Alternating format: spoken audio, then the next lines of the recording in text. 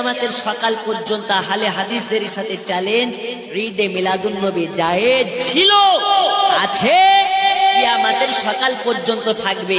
মায়ের দুধের যদি জোর থাকে, আহলে সুন্নাত ওয়াল জামাতের মৌলবীদের সাথে একবার বসে দেখো, তোমরা তোমাদের বাপ আব্দুর রাজ্জাক এসে পেশাব করে বাড়ি পালাবে।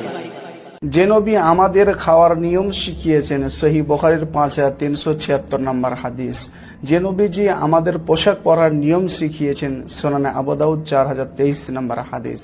যে নবীজি আমাদের চলার নিয়ম শিখিয়েছেন, সহিহ মুসলিম 5537 নম্বর হাদিস। যে নবীজি আমাদের বসার নিয়ম শিখিয়েছেন, সুনানে তিরমিজির 2726 নম্বর হাদিস। যে নবীজি আমাদের পেশাব পায়খানার নিয়ম পর্যন্ত শিখিয়েছেন, কিভাবে বসতে হবে, কোন দিকে মুখ করে বসতে হবে, কিভাবে ইস্তেঞ্জা করতে হবে, সুনানে আবু দাউদ 7 নম্বর হাদিস, তিরমিজি 16 নম্বর হাদিস, ইবনে মাজার 216 নম্বর হাদিস, নাসাইর 49 নম্বর হাদিস। সে নবীজি আমাদের মিলাদুন নবী শরীয়তের অংশ হলে বলতেন না? অবশ্যই বলতেন।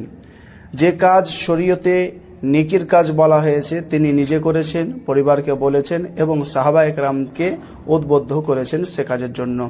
দলিল সহিহ বুখারীর 2020 নম্বর হাদিস এবং 2024 নম্বর হাদিসে একথা বলা আছে।